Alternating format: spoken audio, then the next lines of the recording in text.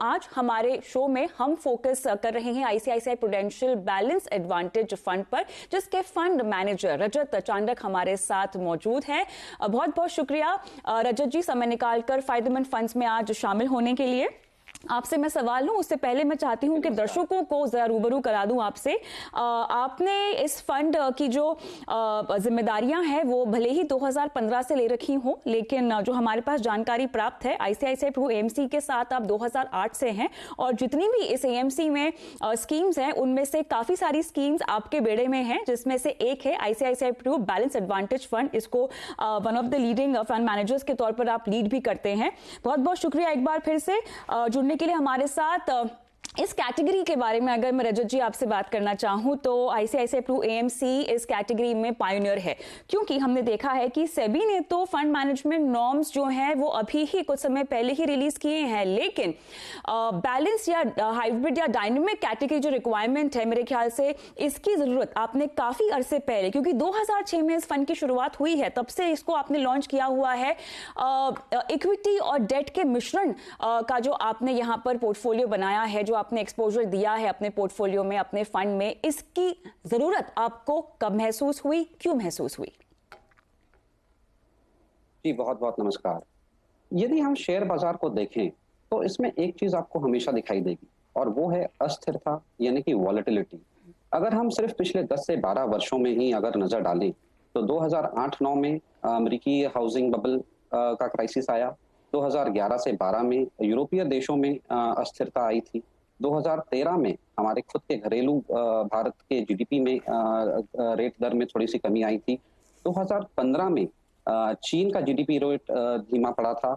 2018 में जनवरी के बाद हम जानते ही हैं कि स्मॉल कैप और मिड कैप में कैसे गिरावट आई थी, और अब 2020 में कोरोना का झटका लग रहा है। तो औसतन हमने देखा है कि हर 2 से 3 साल के बीच में कुछ ना कुछ घटना ऐसी घटित होती है जिसका असर हमारे शेयर बाजार पर जरूर पड़ता है, और उसके कारण मार्केट में गिरावट आती है, लेकिन उसके बाद वहां से रिकवरी भी हमें देखने को मिलती है। और ऐसा नहीं है कि 2008 के पहले ये नहीं होता था। 2008 के पहले भी हम जानते हैं कि 97-98 में एशियन क्राइसिस आया, फिर टेक बबल बस्ट हुआ। तो कई क्राइसिस हमेशा से हर 2 से 3 वर्ष में अंतराल में आते रही हैं। तो वो देखते हुए हमें लगा कि इस वॉलेटिलिटी का हम कैसे हमारे निवेशकों के हित के लिए कुछ फायदा उन्हें दे सकते हैं, क्योंकि जहां वॉलेटिलिटी होती है वहां पे रिटर्न्स बनाना भी एक अपॉर्चुनिटी मिलती है। और इसीलिए ICICI prudential balance advantage fund हमने 12-13 साल पहले लॉन्च किया हमारे निवेशकों के हित में, क्योंकि इस वॉलेटिलिटी का लाभ हम उठा सकते हैं और हमारे निवेशकों को भी उनका फायदा मिल सकता है। बिल्कुल आपने सही कहा, और यहाँ पर आपने कई शब्दों का भी इस्तेमाल किया है कि बाजार का जो स्वभाव है उतार चढ़ाव का, उसका फायदा निवेशक एक फंड के जरिए कैसे उठा सकते हैं। इसके लिए इस तरह की जो कैटेगरी है वो काफी फायदेमंद रहती है। और अगर मैं इसको मौजूदा हालात में बात करना चाहूँ तो मेरे ख्याल से इस तरह की कैटेगरी के जो फंड्स होते हैं वो निवेशकों को ज्यादा पसंद आ रहे हैं, क्योंकि अनिश्चितता का माहौल बना हुआ है। Equity as an asset class निवेशकों को भरोसा नहीं है, साथ ही डेट में उन्हें पता है पैसे तो लगा देंगे लेकिन कमाई होने की ज्यादा गुंजाइश फिलहाल उन्हें नहीं लगती है, या धीमे धीमे कमाई होगी। बता दें इस कैटेगरी में आप पायनियर हैं in terms of return also. खासतौर से अगर हम 10, 5 और 7 साल के रिटर्न्स देखें तो आपने यहां पर बेहतरीन रिटर्न्स देंगे। कम से कम इस कैटेगरी में अपने पीयर्स को तो आपने बीट ही किया है। मेरा सवाल आपसे ये है, मार्च में हमने देखा था कि आपने अपने पूरे पोर्टफोलियो में लगभग 80% के आसपास इक्विटी एक्सपोजर डाला था, लेकिन अब जो है हालात देखते हुए आपने इस एक्सपोजर को, इस बैलेंस को कैसे मेंटेन किया है? कितना परसेंटेज आपका इक्विटी में है, कितना डेट में? जी बिल्कुल, इसका सवाल के लिए मैं 2 मिनट चाहूंगा कि इसमें जैसे आपने कहा कि इक्विटी और डेट दोनों का मिश्रण में हम निवेश करते हैं, लेकिन इनका एलोकेशन जो है वो हम डायनामिकली बदलते रहते हैं। इसमें इक्विटी का एलोकेशन हम 30% से 80% के बीच में रखते हैं, और 15 से 25% के बीच डेट सिक्योरिटीज में रहता है, जिससे फंड का जोखिम भी कम रहता है, क्योंकि वो ज्यादा सेफ माने जाते हैं। इक्विटी का स्तर कितना रखना है, इसका चुनाव करने के लिए हमने एक इंटरनल मॉडल बनाया है, जिसका मूल रूप से निफ्टी का प्राइस टू बुक वैल्यूएशन है, जो ये निश्चय करता है कि उस हिसाब से वैल्यूएशन कहाँ है मार्केट्स के, उस हिसाब से कितना इक्विटी लेवल में रहना चाहिए फंड को। तो जैसे जैसे मार्केट में गिरावट आती है, वैल्यूएशन सस्ते हो जाते हैं, तो हम इसमें इक्विटी का निवेश बढ़ाते हैं, इक्विटी का स्तर बढ़ाते हैं, और वैसे ही जब मार्केट ऊपर की तरफ रुख करता है तो हम इसमें धीरे धीरे इक्विटी का लेवल, इक्विटी का स्तर हम कम करते जाते हैं। तो मूल रूप से हम सीधी बात में कहें तो हम सस्ता खरीदते हैं और महंगा बेचते हैं। मॉडल द्वारा संचालित प्रोसेस का फायदा ये है कि इसमें हमारे निजी लालच और डर की भावनाओं को ये हमसे दूर रखता है। आपने आमतौर पे देखा होगा कि जब मार्केट में वॉलेटिलिटी बढ़ जाती है या मार्केट गिरावट आती है, तो आम निवेशकों के मन में एक डर बैठ जाता है, और जिसके कारण जब सही समय होता है, जब मार्केट का वैल्यूएशन सस्ता हो जाता है, जब उन्हें निवेश बढ़ाना चाहिए, तो वो डर के कारण उनसे कई अच्छे अवसर छूट जाते हैं। वहीं पर हमारा ये फंड इक्विटी एलोकेशन बढ़ाता है, और जैसा कि आपने कहा कि मार्च में हम 72% के ऊपर चले गए थे, 80% के आसपास थे हम। आज की डेट में क्योंकि वहां से मार्केट ने एक तेजी दिखाई है, उसके बाद अभी हम 60% से 62% के बीच में इक्विटी लेवल हम अपना मेंटेन कर रहे हैं। बिल्कुल। चाणक जी, यहाँ पर थोड़ा सा एओएम पे मुझे सवाल पूछना है, क्योंकि आपका जो फंड का एओएम है वो लगभग 25,000 करोड़ से कुछ ज्यादा बढ़ चुका है। क्या ये एक बहुत बड़ा चैलेंज है लार्ज एसेट्स को कंट्रोल में करने में? साथ ही एक्सपेंस रेशियो आपका पेयर्स के मुकाबले काफी कम है, निवेशकों को ये बताना बहुत जरूरी है, और 5 साल में खासतौर से हम देखें तो उम्दा रिटर्न्स दिए हैं। लेकिन एयूएम के बारे में आप जरा बताएं मुझे। जी, ये हमारे फंड के मॉडल की एक खासियत है। जैसा मैंने बताया कि जब मार्केट में गिरावट आती है, यानी कि शेयर मार्केट में, शेयर बाजार में बहुत सारे लोग अपने शेयर्स बेच रहे होते हैं, तब हमारा फंड खरीद रहा होता है।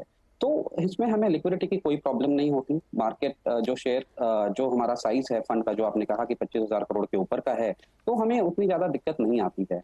इसी तरह से जब मार्केट ऊपर की तरफ रुख करता है, तो जब यहाँ पे डिमांड आती है शेयरों की, लोग खरीदने के लिए खड़े रहते हैं, तो हमारा फंड उन्हें बेच रहा होता है। तो उस हिसाब से हम मार्केट की परिस्थितियों के विपरीत इस फंड का चालन करते हैं, जिससे हमें इसके साइज से कोई परेशानी की परेशानी नहीं होती है। ऑलराइट, थोड़ा सा फोकस हम करते हैं आपके इक्विटी होल्डिंग्स और ओवरऑल एक्सपोजर पर, क्योंकि यहाँ पर जो नाम हमारे पास है, अगर मैं टॉप 5 या टॉप 6 की बात करूँ, तो आपके पास रिलायंस इंडस्ट्रीज है, एचडीएफसी बैंक है, आईसीआईसीआई बैंक है, इन्फोसिस है, भारती एयरटेल है, एनटीपीसी है, financial, energy, tech, auto, health care. मेरे ख्याल से ये आपके प्रमुख सेक्टर्स हैं जिन पर फिलहाल आपका फोकस है। फिलहाल बाजार की स्थिति को देख के आपको लगता है कि आप इस सिनेरियो में, इस एक्सपोजर में, इस सिलेक्शन में कुछ बदलाव करेंगे? क्या आपका रुझान किसी स्पेसिफिक सेक्टर पे बढ़ता हुआ आपको दिखाई दे रहा है, या कोई ऐसा सेक्टर जो आपके रडार पर है फिलहाल? जी, जैसा आपने कहा कि हमारे फंड का रुझान या झुकाव अभी थोड़ा फाइनेंशियल्स की तरफ है, थोड़ा ऑटोज की तरफ है। तो यदि मैं बैंकिंग सेक्टर के बारे में बात करूं, यदि हम पिछले 10 से 15 वर्षों का अगर अंतराल में देखें, तो लार्ज प्राइवेट बैंक्स जो हैं, उन्होंने लगातार अब मार्केट शेयर बेहतरीन तरीके से अपना उसमें बढ़ोतरी की है, और हमारा मानना है कि ये मार्केट शेयर गेन्स अगले कई सालों तक चलते रहेगा। अगर हम अपने देश में household debt to GDP ratio देखें, तो वो हमारे बाकी देशों से काफी ज्यादा कम है। हम करीब 15-16% के बीच हैं, जो कि काफी कम लेवरेज है अगर हम कंपेयर करें ब्राजील से, इंडोनेशिया से या कई और देशों से। तो और जैसे जैसे निजी आय हमारे देश में लोगों की बढ़ते रहेगी, वो गाड़ी खरीदेंगे, वो घर खरीदेंगे, जिनके लिए उन्हें फाइनेंस की जरूरत पड़ेगी, और वहीं पर ये बैंकों का धंधा, हमारे हिसाब से व्यवसाय काफी बढ़ेगा। तो ग्रोथ अपॉर्चुनिटी भी जो है वो बैंकिंग स्पेस में काफी है। जो लार्ज प्राइवेट सेक्टर बैंक्स हैं, उनका टीयर 1 कैपिटल रेशियो भी काफी सुरक्षित है। हमने देखा है कि किसी भी क्राइसिस में, इतिहास में अगर आप देखें, तो कोई भी क्राइसिस के टाइम पे सबसे ज्यादा असर बैंकिंग के शेयरों में पड़ती है। लेकिन जैसे ही कोई क्राइसिस समाप्त होता है, वैसे ही इनमें रिटर्न्स भी ज्यादा बनने की उम्मीद रहती है। अभी क्योंकि कोरोना का माहौल है और लॉकडाउन चल रहा है हमारे देश में, तो काफी निवेशकों को इस बात का डर लगा हुआ है कि इनके एनपीए लेवल्स बढ़ जाएंगे, बैंकों में परेशानी आ सकती है उनके धंधे में। लेकिन हमारे मेरे मानने में कि जो प्राइवेट बैंक्स हैं, वहां पर हमें दिक्कत कम होगी। अभी उनके शेयर के दाम हमें सस्ते लगते हैं, मुझे सस्ते लगते हैं, आकर्षक लगते हैं, और जैसे ही इकोनॉमी वापस नॉर्मल जीडीपी ग्रोथ की तरफ रुख करेगी, वहां पर मुझे लगता है कि यहाँ पर रिटर्न्स बनने की संभावना ज्यादा है। डेट पोर्टफोलियो पर डालते हैं जी, आप कुछ कह रहे हैं? इसी तरह से अगर हम ऑटो सेक्टर को भी देखें, तो पिछले 2 वर्ष से इसमें कुछ ना कुछ अड़चन आ रही है। 2018 में इंश्योरेंस का कॉस्ट बढ़ गया, फिर सेफ्टी नॉर्म्स बढ़ गए, अभी भारत स्टेज 6 के कारण महंगाई बढ़ गई। तो औसतन 2 व्हीलर्स का भाव जो है 20 से 25% बढ़ गया है। तो ऐसे माहौल में जो कस्टमर है, वो भी थोड़ा एक बार के लिए अपनी खरीदारी रोक देता है। तो हमारा मानना है कि वहां पर भी हमारा जो पेनिट्रेशन लेवल है वर्सेस अदर इकोनॉमीज काफी कम दर पर है, और वहां पर भी लंबे समय तक हमें अच्छी ग्रोथ दिख सकती है। कोरोना के कारण लोगों का जो निजी ट्रांसपोर्ट की तरफ रुख होगा, सार्वजनिक ट्रांसपोर्ट में लोग कम ट्रैवल करना पसंद करेंगे, उसका भी फायदा मुझे लगता है कि टू व्हीलर कंपनीज और फोर व्हीलर कंपनीज को मिलेगा, और वहां पर भी हमें अच्छी अपॉर्चुनिटी दिखाई देती। बिल्कुल, तो इकोनॉमी जिस दिशा में मुड़ रही है उसको आप भाप रहे हैं और अकॉर्डिंगली आप अपने पोर्टफोलियो में एक्सपोजर और एलोकेशन रख रहे हैं, लेकिन डेट के लिहाज से मुझे समझना है। हालांकि जिस तरह से हम डेट क्राइसिस को होते हुए देख रहे हैं पिछले 1-1.5 साल से, जो डेट निवेशक हैं वो काफी निराश है। एक एक करके जो हमने डिफॉल्ट्स और बाकी तमाम खबरें आते हुए देखी, माहौल डेट को लेकर असमंजस वाला है, निवेशकों में कॉन्फिडेंस की कमी है। हालांकि आपके जैसे फंड में निवेशक के पास तो इक्विटी का एक्सपोजर भी है, तो उतनी खतरे की या परेशान होने वाली बात नहीं है जो एक प्योर डेट फंड में शायद उनको लगेंगी। फिर भी आपका डेट सिलेक्शन मैं स्क्रीन पे भी फ्लैश करना चाहूंगी, जहां पे टॉप डेट एलोकेशंस की जानकारी हमें मिल जाएगी। उसके साथ साथ निवेशकों में कॉन्फिडेंस डेट को लेके आप कैसे बढ़ाना चाहते हैं, इस शो के माध्यम से आप उन्हें क्या कहना चाहते हैं? जी देखिए, किसी भी धंधे में रिस्क तो होता ही है। यदि हम बैंकों की बात करें, वो भी लोन देते हैं और वहां पर उनको एनपीए का सामना करना पड़ता है। तो इसी प्रकार से हम भी जो निवेश करते हैं, भले ही वो इक्विटी में हो या डेट में हो, उसमें रिस्क तो होता ही है। लेकिन एक बात मैं बड़े कॉन्फिडेंस से बोल सकता हूँ कि आईसीआईसीआई प्रूडेंशियल में जो हमारी डेट टीम है, जो हमारी रिस्क टीम है, उन्होंने बहुत ही बेहतरीन काम किया है। और जितने भी आपने अगर हादसे देखे होंगे डेट मार्केट में, जो सुने होंगे, वहां पर आईसीआईसीआई प्रूडेंशियल कहीं भी उसमें नहीं था। तो हमारा जो काम है, जो रिसर्च प्रोसेस है, वो काफी स्ट्रांग है, ये इस बात को दर्शाता है, और हमारे निवेशकों को इसमें डरने की कोई जरूरत नहीं है। अच्छा, एक सवाल मेरे जहन में आ रहा है, टोटल नंबर ऑफ होल्डिंग्स अगर हम पोर्टफोलियो में देखें तो 100 से ज्यादा है। चांडक जी, ये फंड का साइज बड़ा है क्या, इस वजह से ज्यादा है? जी ऐसा नहीं है, मैं उसको इस तरह से देखना चाहूंगा कि अगर आप इसके टॉप 10 होल्डिंग्स देखेंगे, अगर आप टॉप 10 होल्डिंग्स देखेंगे तो मोर देन 50%, आधे से ज्यादा इक्विटी जो एक्सपोजर है वो टॉप 10 होल्डिंग्स में है। पर साइज थोड़ा ज्यादा है फंड का, तो और ये थोड़ा मल्टी कैप की तरह से हम चलाते हैं, तो इसमें 7 से 8% मिड कैप और स्मॉल कैप भी हैं।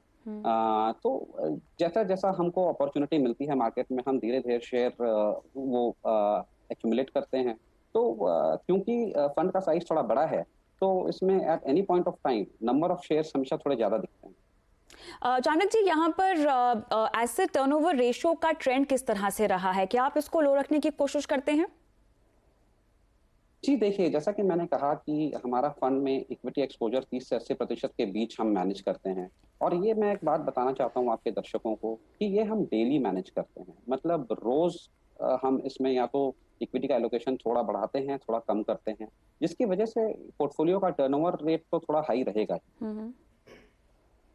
ऑलराइट, आखिरी सवाल है, लेकिन ऑन अ लाइटर नोट में सवाल पूछना चाहती हूँ। इस फंड में हमने देखा है कि 4 फंड मैनेजर्स हैं।